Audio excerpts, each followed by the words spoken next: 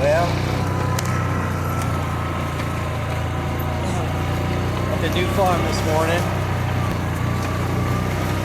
go back here and pull a hydraulic cylinder off the skid steer. T190, our track skid steer. Last year, the other side, it went the same time. Look, there's a rabbit. Man, I know you got good habitat over here. But with the corner of where the properties join each other, the corner of the Delta T and the new farm, the old farm and the new farm. You see,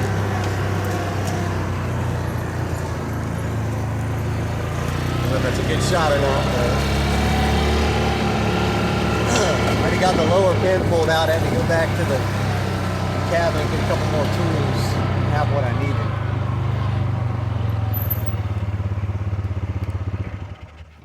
I hope everybody had a wonderful 4th of July. We did. Had a good show. Put on a good show. But show what I'm looking at here.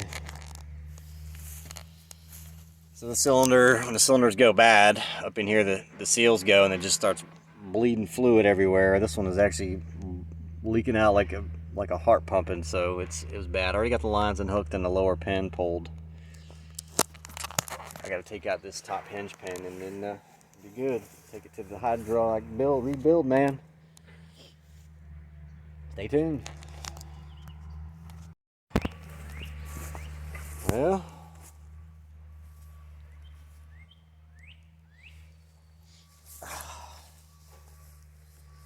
$15 minutes later, there she is. It's usually on the piston side down here. There's a set of seals in here, and I just go bad and start blowing fluid out. Never happens up here at the top because this is all encased. But we got a pretty good hydraulic rebuilder, cylinder rebuild guy down in Oxford. It's about 20 minutes away. He does phenomenal work.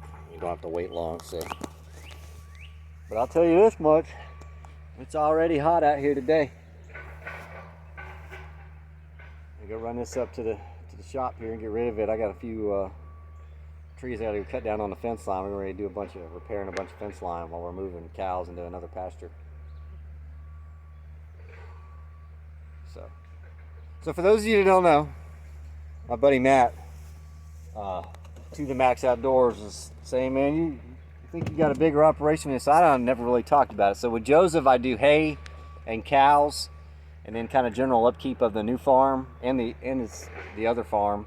And then with Mr. Derek, we do tobacco, wheat in the winter, and then we do beans. So, and that's nonstop. But all said together, you know, with on Joseph's side, close to 200 acres. And then everything I do with Mr. Derek at the house, and then over at his wife's farm, which is it's the Halifax Road Farm. All told, all together, we're farming about 450 acres. So stays busy. But kind of start doing more farm videos, kind of show you what we're doing. Like, there's always stuff breaking. That's part of farming. Equipment and shit. You can hear Peyton's on the excavator right now. What we're doing is we're clearing the road. We're making a better road between this block of the property, the backside of the Delta T, the new farm from the original farm. Peyton's on the excavator right now. The main trail's already been cut through, and he's just cleaning up right now. It'll take us a couple days to get it cleaned up, and we're doing all that while they're doing the clearing over here on this back pasture. So, all right, stay tuned. Let's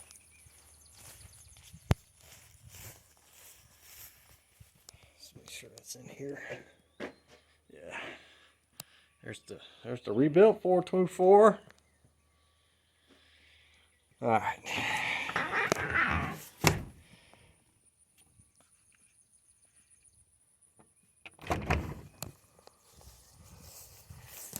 All right, get on here and take this cylinder off at the cabin. Some of our hay. There's about 62 bales up in there. We got some at the other farm, and then there's still some out in the fields. So go get this thing unloaded. Get one of my chainsaws and go head to the fence line. It's getting hot out here fast. I don't know why them boys over there, the clearing crew, I don't know why they ain't working today.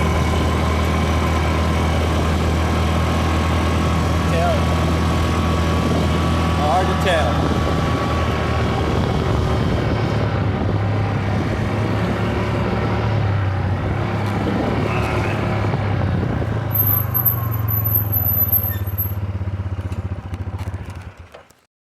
So this fence line right here runs all the way down the side of the road.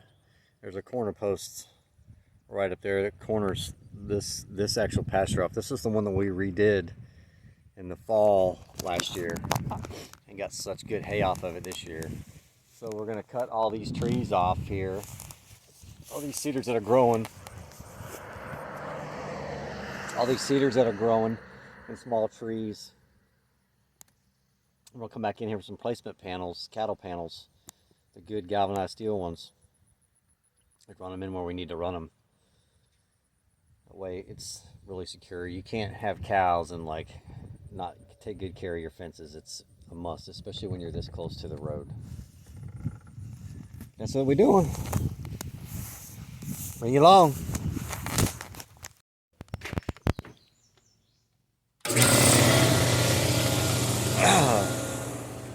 Well,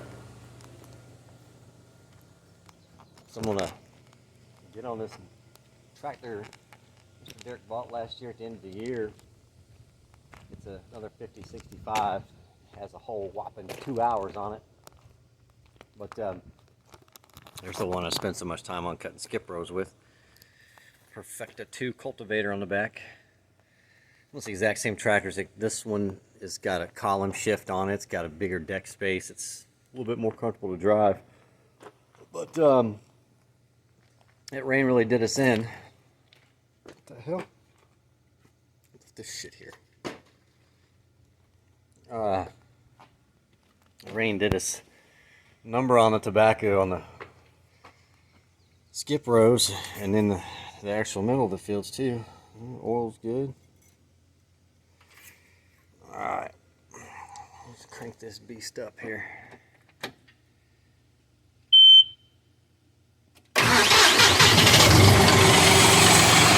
Yeah, I'm not doing no tractor review or nothing, but you see they look almost exactly the same.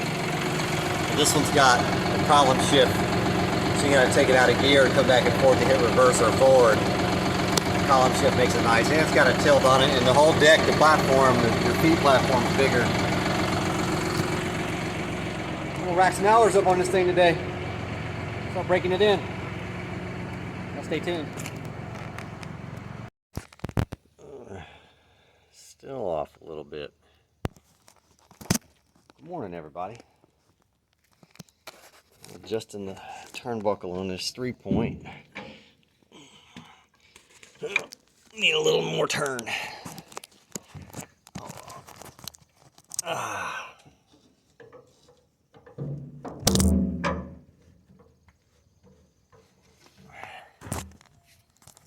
Needed about one more turn on it. Yeah. There's a little cattywampus, and I was using it yesterday. I'll show y'all something.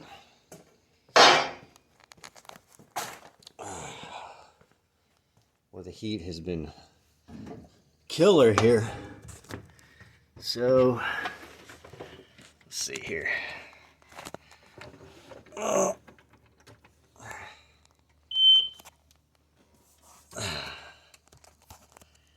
So I put, this thing had like 2.9 hours on it yesterday when I left the shop. It has a whopping 6.4 hours on it right now. And we've got a leak in the bottom of the PTO case between the drawbar plate and the PTO. So the service technician's coming out. I mean, it's not like we can't fix it, we can fix it, but some bitch is under warranty. That and the hood latch release, it won't,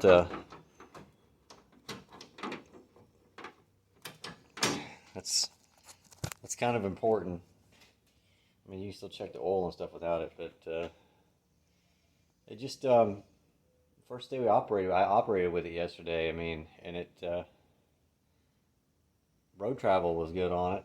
You know, to get to the Halifax Road Farm, it's about 5 miles from here, and no issues, no codes, nothing like that, but it just wasn't pulling right yesterday. So Mr. Derek Dunn called the technicians and said, you know, we need somebody to come up here and look at this thing. So they'll be here. We still got stuff to do. Looks to me like that tractor right there is parked in the wrong spot. Those IHs are getting mad because they got something green over there parked with them. They ain't supposed to be there. They're supposed to be on that side. They're probably like, hey homie, get across the line, get over there on your side, get out of here. But I need to move some. We got tractors everywhere right now. We've been busy. Move this 5200. Start keeping up more on the what we're doing here farming. Let's see.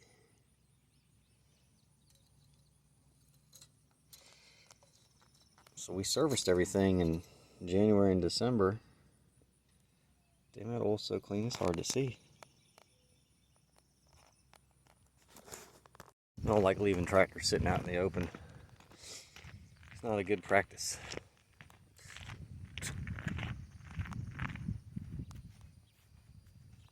This is an older, beans on the ground. I think I got a game warden. Game warden's supposed to come out today.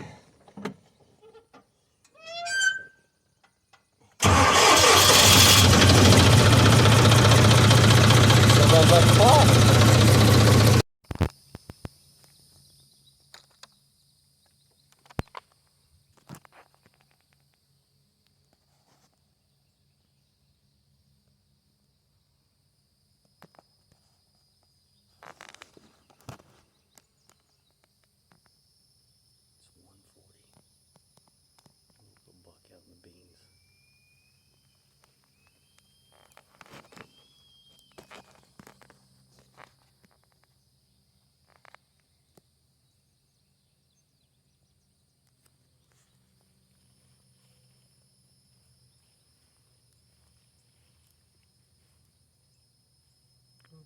Been spotted.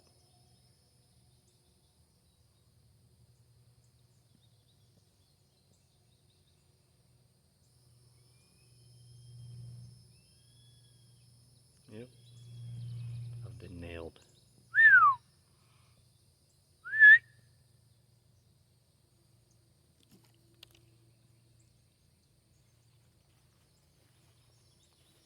You already picked me out. See how... Yeah, that's what I figured. Oh shit, there's no one right there.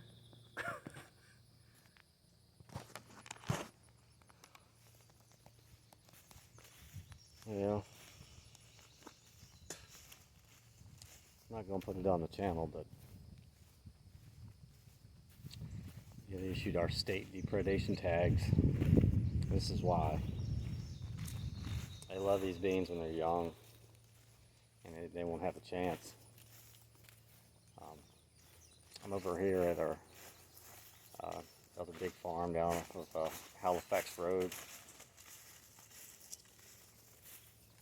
This is actually a pretty big farm here. It's like 260 acres. Big for us. And some people in Texas are like, oh, that's our front yard. Well, not here in central North Carolina. North central North Carolina. There's Jimson weed growing everywhere. Yeah, we got our tags the other day.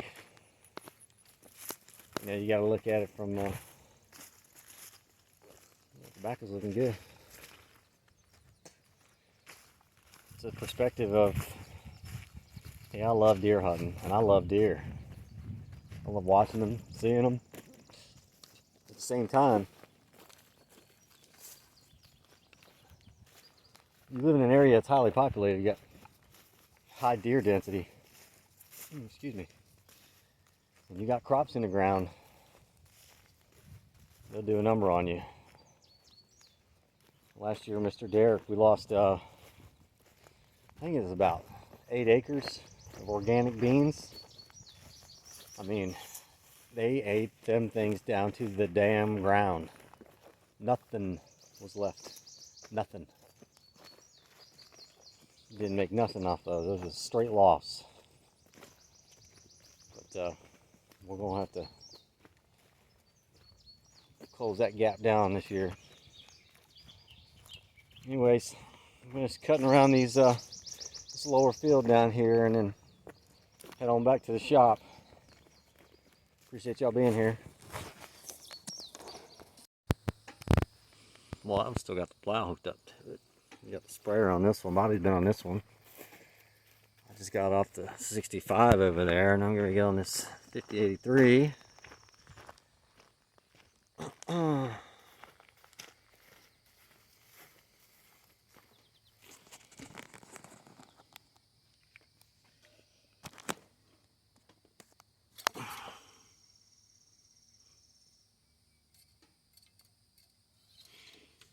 Good.